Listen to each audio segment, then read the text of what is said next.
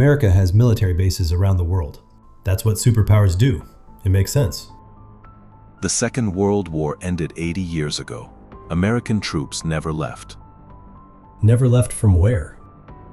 Germany, Japan, South Korea, Italy. Tens of thousands of soldiers are still stationed there. Hundreds of bases are still operating. Decades after the war ended, the enemy surrendered. I never thought about it that way. Most people haven't. America currently has 750 military bases spread across more than 80 countries. Every other nation on Earth combined has fewer than 50. 750 bases belong to one country? Britain is second with around 145, then France, then Russia, then China with 5. America has more foreign military bases than the next 10 countries combined. Why does America need 750 military bases? The official answer is security, protecting allies, keeping trade routes open, and deterring enemies. That sounds reasonable. Germany hasn't been threatened since 1945. America still has 174 military sites there. South Korea is a real case. That war technically never ended. But Japan, 113 American bases, 52,000 troops, on an island that hasn't fought a war in 80 years. So the reason for being there expired, but the bases didn't. The Soviet Union, the main reason most of these bases were built, collapsed 35 years ago, but the bases are still there.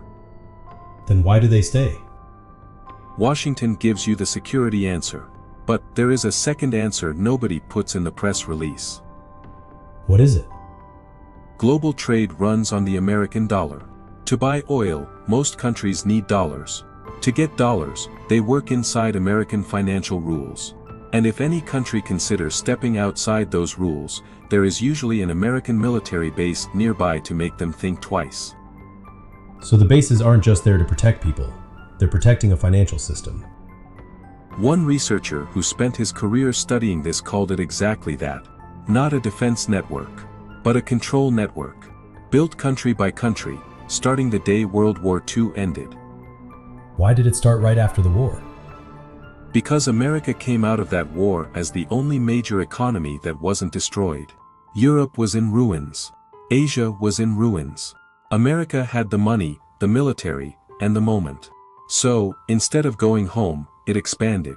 By 1945, it was constructing 112 foreign bases every single month.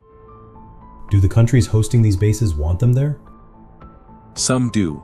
Japan pays about $4 billion a year toward the cost of American bases on its soil. South Korea paid 90% of an $11 billion construction bill for a single base. Qatar spent $1.8 billion expanding an American air base on its own territory. Why would a country pay billions to host a foreign army? Because the alternative, standing alone in an unstable region without American backing, feels more dangerous. America offers protection, then sends an invoice, and most countries pay it. What about countries that don't want the bases? In Japan, one small island called Okinawa makes up just 0.6% of Japan's entire land area. It hosts 70% of all American military facilities in the country. Residents have protested for decades. The bases are still there. What does this network actually cost?